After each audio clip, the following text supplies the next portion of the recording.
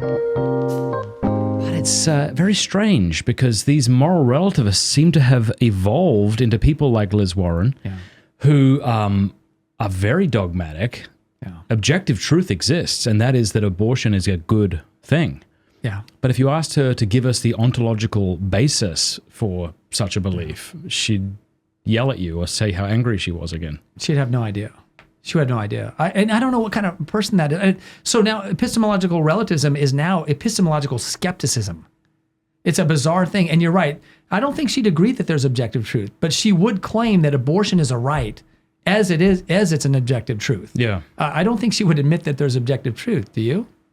I guess it depends on how you phrase it. We should ask her. We should. Do you believe in objective truth? She say, absolutely not. Yeah. So it's objectively true that there's no objective truth. She seems like a smart, educated person. I mean, not during that clip, and not because of many of the things she says, but she's clearly an educated woman. Well, abusing the word education, sure. This is good. Yeah. Tell us about education versus conditioning. Very good. Or what's the opposite? Yeah. What is education? Sum that up real quick, and then what's the opposite? Sure. The Latin root educare means to lead forward. And we must agree, I hope, that an educated person has left the darkness of error and entered into the light of truth. So you have Plato in the Republic who would have what's called the divided line. And there's the world of appearances, and above the divided line, there's the world of intelligibility.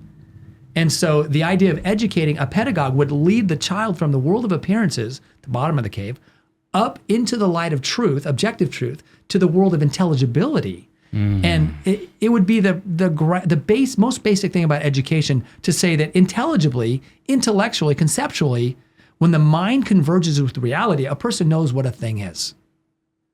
That's the bare minimum. It's what Aquinas says, the union of thought and thing. That's right. And the adequacy of the mind to know the thing. Yeah. And this is where the modern educator says, listen, you can't know objective truth. That's an objective truth claim, but that's what they say. Yeah. So, and you don't know this, maybe you do know this, but everything in education is below the line. Right. It's all in the realm of appearances because of materialism, because of material scientism. It's all down there. So it's really interesting. I don't know. I don't ever think I could say someone like Elizabeth Warren would be educated not based on anything she's ever said in public. Now, she might be educated and she might be playing a role. I don't know. But her words demonstrate very clearly that she doesn't know what things are. And I think it's a contradiction to say somebody who doesn't know what things are can be an educated person. So this is very dangerous. No one would agree with that today in the public schools. They would say that you don't even know what you're talking about because they don't know what I'm talking about. Yeah. But I can say this. To be educated, we must begin by saying, at least we know what things are in reality. Yeah. We have the ability to know things. Yeah. We can know truth. Yep. Truth exists, and we can rely on that truth.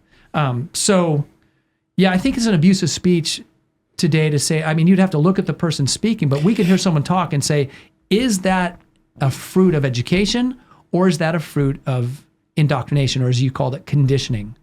And I think the majority of people in the public sphere today are exhibiting artifacts of conditioning, definitely not of education.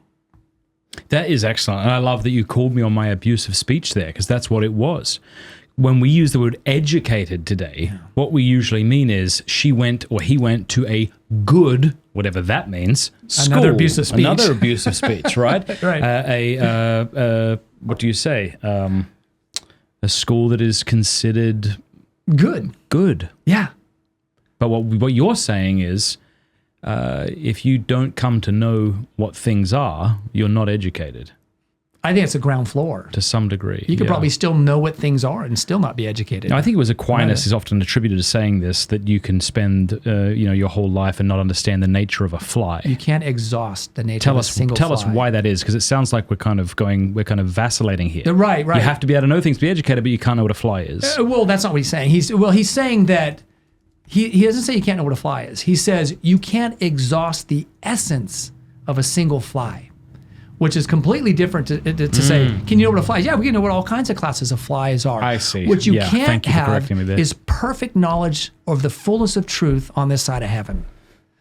So we can know all these things, but we ought not to delude ourselves and think that we can know the fullness of essences. That's formal causality. Gotcha. Well, we can know we can't even know the fullness of material causes. Yeah. When you consider prime matter and consider how form and determinate form and matter composite form exists, it's really beautifully complex. It's not impossible to know, but it is impossible to exhaust, meaning to become omniscient about a thing. Hey, thanks so much for watching. Please be sure to like and subscribe and leave a comment below letting us know what you thought about the video.